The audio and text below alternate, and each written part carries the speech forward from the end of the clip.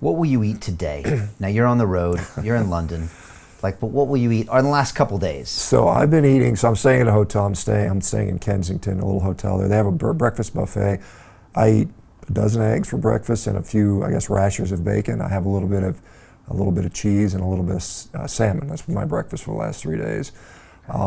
Tonight we're going out to Blacklock Coventry Gardens or something. Yeah. Gonna have some steaks there tonight. So. Okay, and then when you get there, what will you order?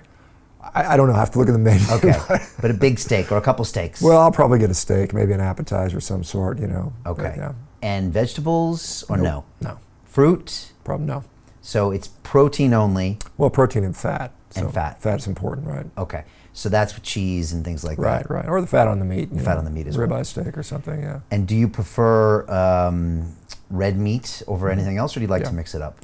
I prefer red meat for sure. Okay. Yeah. So if your breakfast buffet had red meat, you would be. I would eat a steak if it was there, but it's not. Yeah. But eggs are also important. Yeah. You just feel the need, or you feel better with them, or. Well, I actually feel better on straight meat, to be honest. But I'll include eggs because it's convenient. Okay. Yeah. And you've been doing this now for how long? 6 years. 6 years straight. Mm-hmm. And when you deviate from it, you feel it right away. Right. Sure. And you're 55 years old. Correct. And you just won a rowing competition. Well, I just picked up the #1 ranked time in the world on the concept too. Yeah. Right, and that's a sprint, 500 meter sprint. Right. And you're 55 and you're beating Olympians. 20-year-olds. 20-year-olds. Yeah. You're not 45, you're 55. Right, 55. Right, yeah. all right. That's a data point that, it's one data point, but it's something to mention. All right. Well, I'll tell you. Yeah. The #2 guy, the #3 guy, and the #5 guy. Guess what diet they're on? Carnivore. They're all carnivore. Really? Yep. All right, so not only is it a way of decreasing inflammation and just having a better human life, you think it's a diet for peak human performance, potentially. Potentially. I am now, there is a Michigan State decathlete. He's one of the top guys in the country on it. There is a guy just made the U.S. Olympic wrestling team. He's on it. Several guys in the NFL, several top-level MMA fighters, several athletes from all over the world have done this. Okay. Rugby players, jiu-jitsu athletes, so yeah. But Shawn, everyone knows you need carbs. You need glucose, right? Okay. You need glucose. Explain this. So glucose, we clearly need. Our brain needs it. Our red blood cells need it. Parts of our kidney need it. There's certain cells that absolutely require glucose. The nice thing is the body is designed so we can make plenty of glucose. We have no problem. My glucose is never zero. In fact, sometimes it's quite high, particularly during high-level sprinting and heavy, intense activity. So through something called gluconeogenesis, which is a conversion of amino acids or glycerol from triglycerides, from fat, we can turn that into glucose, all the glucose we need. And in fact, it gives you what you need, so your body makes exactly what you need instead of over-consuming, because that's what we often do when we eat carbohydrates. Carbohydrates, and I don't want to demonize carbohydrates. A lot of people do fine with carbohydrates. I don't think they're evil or anything like that. For some people, they just do better without them. I'm one of those people. And when it comes to certain health conditions, clearly there's a benefit from eliminating them or drastically reducing them. So I find that like my liver, through another process called glycogenolysis, so it breaks down the glycogen, your liver can increase that by 15-fold just with exercise, and I've had no problem. I've gone in there with relatively low blood glucose and pulled off a world-class performance, rowing. And so, all right, world-class athletes can have a meat-only diet and still perform. They have to change their diet around that, or as long as they have enough calories and the time in between? Well, it's, there's a transition period, so it may take several months, maybe up to 6 months for some to fully adapt to that. And then there is, certainly the issue of eating enough, because that's a challenge. A lot of people lose weight on this because it's hard. The problem with meat, the good problem is it's very satiating. The bad problem is very satiating. So if you're trying to maintain a lot of weight, you got to eat a lot, and sometimes that's hard to do. Yeah, you have to almost kind of force feed yourself to keep that calorie amount coming up. Yeah, I know what that's like. When I went on the vegan diet, I found that I guess I had to eat more, but I was training for the Ironman as well. Mm-hmm.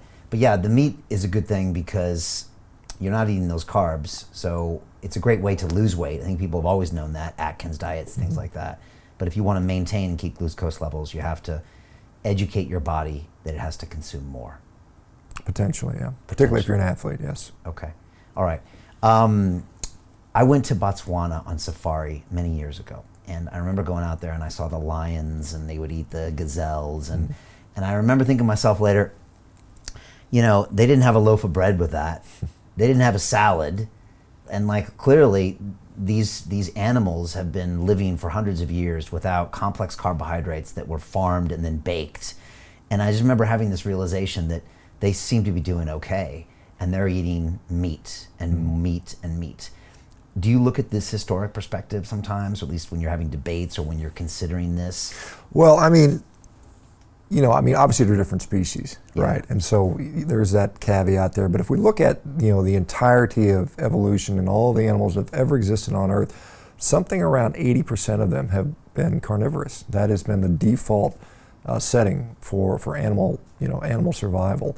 And to become adapted to consuming plants took a lot of specialization. And so we see these big ruminant, you know, animals, these herbivores and other animals, they have this adaptation in their guts that humans, you know, we have some capacity to do that. It's not, you know, I think humans are omnivores. I mean, I've never said humans are strict carnivores. We are omnivorous. I think we favor carnivory. So it's something called a facultative carnivore, which means we do better with meat, but we have the capacity to do that. It's like a hybrid car. Like it can do electric and fuel, but it prefers the fuel. So if we have to, we can go forage and hunt and gather, but we would prefer to eat meat. Well, if you watch any survival show, you know what happens, right?